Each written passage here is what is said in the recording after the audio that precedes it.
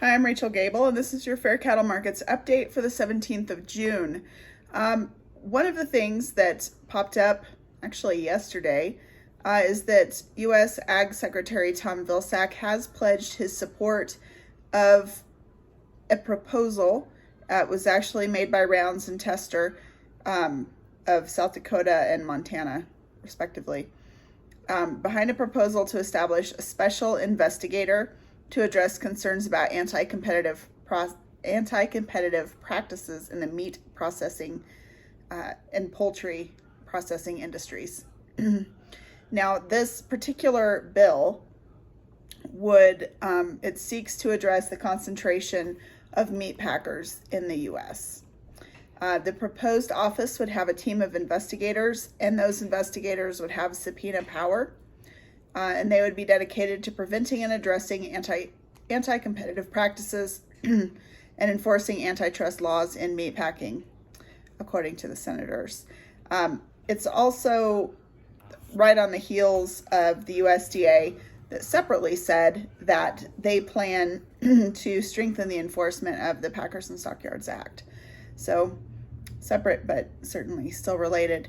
I also had a reader question, which I was very excited. And I didn't know the answer, which was less exciting, but I found out.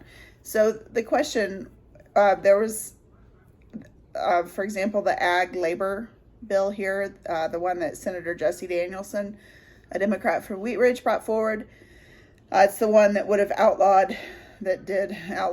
short-handled hose and made requirements for rest breaks and open air tents, and it allowed them to unionize, allowed folks to go onto farm-owned property,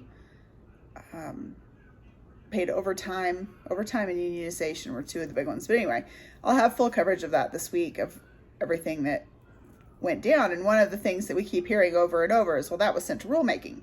Well, that portion was sent to rulemaking. That was sent to rulemaking. And so, not having a super clear picture of the rulemaking process myself, I found out. So here's the short version. This particular piece of legislation, this ag labor bill, is going to be under the State Department of Labor, and they're the ones that are going to be making the rules. Sometimes like federally, the hemp rule was under the USDA. State-wise, part of this ag labor bill, the part about the tools and the short and long-handled hose and the hand weeding, that portion of the ag labor bill will actually be under the jurisdiction of the Colorado Department of Ag. So it kind of depends where it's being sent, but a lot of it is being sent to the Department of Labor. So they will not immediately do this, but here pretty soon, maybe the end of the summer-ish, and I'm just guessing here, they will have a rulemaking hearing announced. And so once they do that and they publish a notice, then the clock starts, and they only have a certain amount of time to get through this rulemaking process. So they have a hearing, and that is where the stakeholders are allowed to come in and testify. So in this particular ag labor bill, this would be like farm worker groups that represent farm workers, as well as I would expect that the big ag groups recommend stakeholders that be there. One that I would think would be there would be like Bruce Talbot, who is a peach grower in Palisade. He's incredibly well versed in labor issues, and I think that this is my guess, that he would be one of the stakeholders there representing ag's interests. So they have the rulemaking hearing and then draft the rules.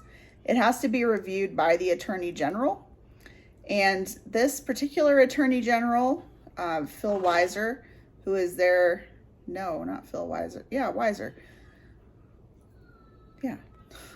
He has kind of a mixed bag, but in the past has been fairly supportive of ag.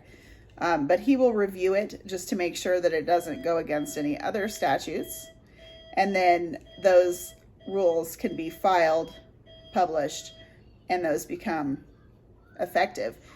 At the very beginning of this whole thing, they open for comment. So that comment period on the proposed rules is one of the ones that's really important. Sometimes you'll see, especially if you're signed up for like updates from Colorado Cattlemen, Colorado Farm Bureau, CLA, any of those, they'll say, hey, the comment period is ending on blah, blah, blah. Like the hemp rule comment period seems to be something that I see a lot because that took a long time. So people can chime in and offer their feedback. And when that opens, we'll make sure that we cover that so that you can do that, because that's an important part.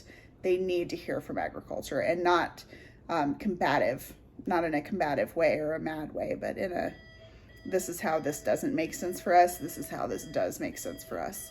So it is a little scary that there's no statute for them to design the rule on, but because the Department of Labor, I think, kind of understands agriculture and will hear all of the sides, I think we have a better chance of having something reasonable come out of this process than had it just passed as part of this legislation that Danielson put forward without, might I mention, the stakeholder input from ag. She says she did, but she did not. So that's what the rulemaking process is. We will certainly make you aware of when the rulemaking comment period is for a lot of these things that are important here in our reading area. And so watch for those things. So I hope I answered your question, and I appreciate you watching. I'm Rachel Gable, and this is your Fair Cattle Markets Update for the 17th of June.